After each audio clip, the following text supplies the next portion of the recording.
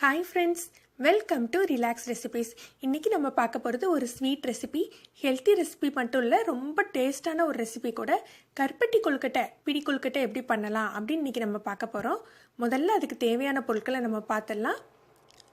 இந்த கருப்பட்டி பிடி கொழுக்கட்டைக்கு நான் ஒரு 200 கிராம் அரிசி மாவு எடுத்துக்கிறேன். நீங்க பிளெயின் அரிசி மாவு எடுத்துக்கிட்டாலும் சரி, இல்ல இடியாப்ப மாவு கூட எடுத்துக்கலாம்.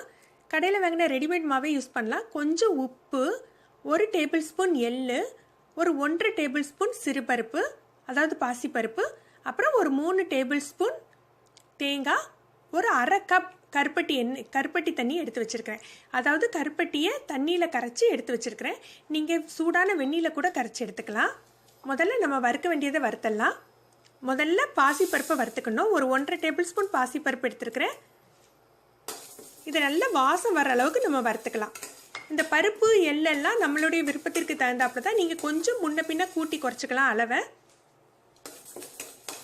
பாசி பருப்பு நல்லா வறுத்து வாசம் வந்த பின்னால நம்ம எள்ளை சேர்த்துக்கலாம்.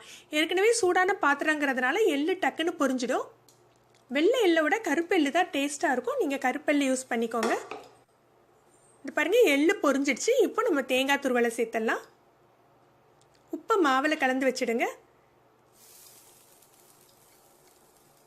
தேங்காய் துருவல் சேர்த்து வறுத்துக்கலாம். இது நான் நெய் எண்ணெய் எதுவும் விடாமல் தான் வறுத்துக்கிறேன். உங்களுக்கு விருப்பப்பட்டீங்கன்னா கொஞ்சம் ஒரு துளி எண்ணெயோ அல்லது நெய்யோ சேர்த்து வறுத்துக்கலாம். ஆனால் இப்படி பிளெயினாக வறுத்தாலே நல்ல வாசம் இருக்கும் உங்களுக்கு. நல்ல தேங்காய் துருவல் வறுப்பட்ட பின்னால் அதை நம்ம மாவில் கலந்துடலாம். இந்த அளவுக்கு வறுப்பட்டா போதும், ரொம்ப ப்ரௌன் ஆகணும்னு இல்லை. இப்போ நம்ம மாவில் கலந்துடலாம். மாவில் கலந்து ஒரு ஸ்பூனை வச்சு நல்லா கிளறி விட்டுட்டு நம்ம கருப்பட்டி தண்ணியை சேர்த்துக்கலாம். நம்ம இனிப்புக்கு தகுந்தாப்புல கருப்பட்டி கரைச்சி எடுத்துக்கோங்க. இப்போ நம்ம கருப்பட்டியை தண்ணியில் கரைச்சி சேர்த்துக்கிறோம். அதனால கொஞ்சம் கொழுக்கட்டை கடிச்சு சாப்பிட்ற பருவத்தில் இருக்கும். இப்போ உங்களுக்கு நல்ல சாஃப்டாக வேணும்னா நல்ல வெந்நியை கொதிக்க வச்சு அதை நீங்கள் கலந்துக்கோங்க. நல்ல கொதிக்கிற வெந்நியோ அல்லது கொதிக்கிற கருப்பட்டி தண்ணியோ கலந்துக்கிட்டீங்கன்னா உங்களுக்கு கொழுக்கட்டை ரொம்ப சாஃப்டாக இருக்கும். இப்போ நான் நார்மலாக தான் கலந்துக்கிறேன். தேவைக்கு தகுந்தாப்புல தண்ணி சேர்த்துக்கோங்க. தண்ணி சேர்த்து மாவை கட்டியாக பிசைஞ்சுக்கோங்க.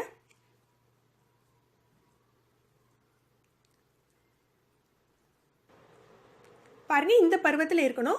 அதாவது நம்ம கையில் வச்சு பிடிக்கிற பருவத்தில் இருக்கணும். இது ரொம்ப பதமாக இருக்கும். அதனால நீங்கள் எண்ணெய் தடவி தான் பிடிக்கணும்னு அவசியம் கிடையாது. இந்த மாதிரி பிடிச்சு ஒரு இட்லி தட்டில் வச்சுடுங்க. இட்லி தட்டில் துணி விரித்து வச்சுக்கோங்க. இல்லை நார்மலாக எண்ணெய் தடவி வைக்கிறதுனால வச்சுக்கலாம். இப்படி அவ்வளோ மாவையும் பிடிச்சு வச்சு ஒரு 8 நிமிடம் வைக்கணும். 8லேருந்து 10 நிமிடம் வைக்கணும். ஏன்னா நம்ம தண்ணி விட்டு பிசைஞ்சிருக்கோம் இல்லையா, அதனால வேகிறதுக்கு கொஞ்சம் நேரம் ஆகும். கொதிக்கிற வெந்நி விட்டு பிசைஞ்சிங்க, கொதிக்கிற கருப்பட்டி வெந்நி விட்டு பிசைஞ்சிங்கன்னா ஒரு 5 நிமிடத்துலேயே உங்களுக்கு வெந்துடும். ரொம்ப சாஃப்டாகவும் இருக்கும்.